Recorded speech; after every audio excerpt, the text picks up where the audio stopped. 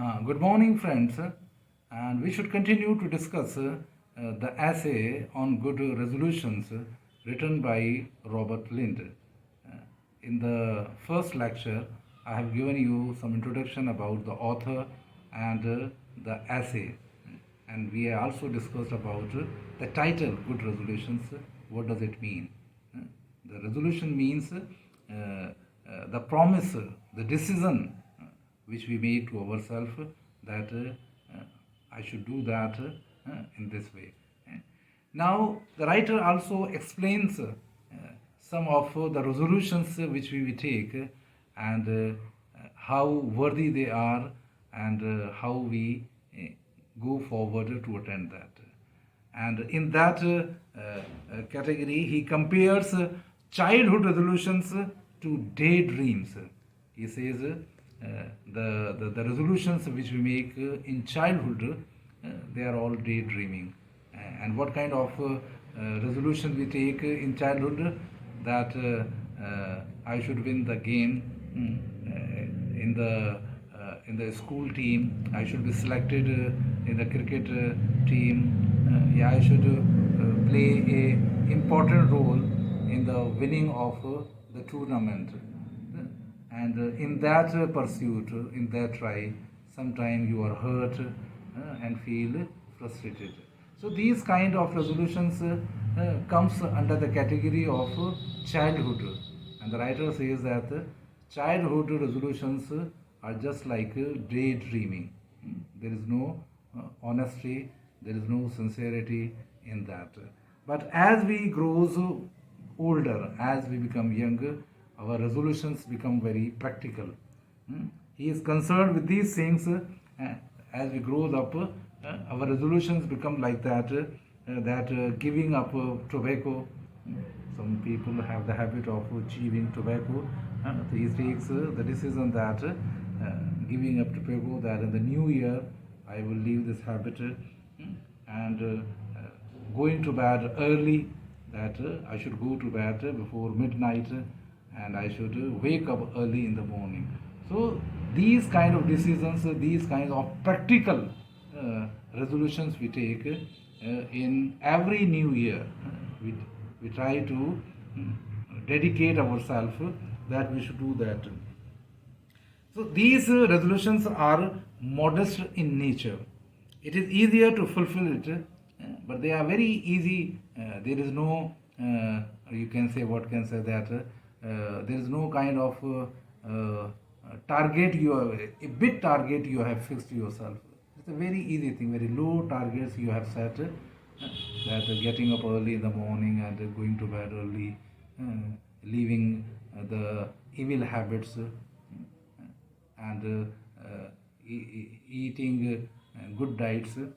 In this context, Lind remarks that our life is gorgeous with tomorrows. So the line is very important, that our life is full of gorgeous tomorrows. Is gorgeous with tomorrows. Our life is gorgeous. What does this mean? Gorgeous. Gorgeous means splendid, full of happiness with tomorrows. That whatever decision we take, we say that we should start the activity from tomorrow. So in this way, we regularly, we continuously postponed the activity, the performance which are needed to achieve that resolution, with that goal. In other words, it is human nature to postpone today's work on tomorrow's. It's become our habit. It's not only you, but universally, it is human nature that they postponed their work for tomorrow's. And there is truth in this fact. There is also a proverb that tomorrow never comes. So you keep on postponing your decisions, and the appointed day never comes. So this is one aspect. And Lind also points out that human conduct novelty remain for a short time. What does it mean? That in the beginning, when we begin a new work, there is some freshness, there is novelty. Novelty means newness. But very soon we become fed up of these things.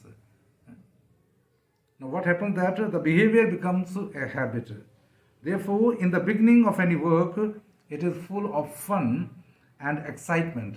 Whenever we begin a new activity, there is enthusiasm in us. But after some times, it becomes a tendency of human nature. It becomes a tendency, it becomes a routine work. After doing for some time, it becomes a routine work. The writer elaborated this tendency of human nature by giving example of health gadgets. Gadgets means the equipments. For example, in every youth or every young boy try to build up his body, and he purchases dumbbells and other exercises apparatus equipments. But after doing some times, after doing only a few days or few months, they put them aside, and no one cares them. So this is that we very soon we become fed up of those activities for which we were so enthusiastic in the beginning. When we began the exercises schedule, when we purchased those apparatus, those gadgets, we were full of enthusiasm. But after some time doing the activity, doing the exercises and any other work, we become fed of it. We become fed up. Everyone is keen to buy a latest book and equipment on health. In the beginning, we care everything, but very soon these items becomes the decorative objects of our room. They become only the decorative objects.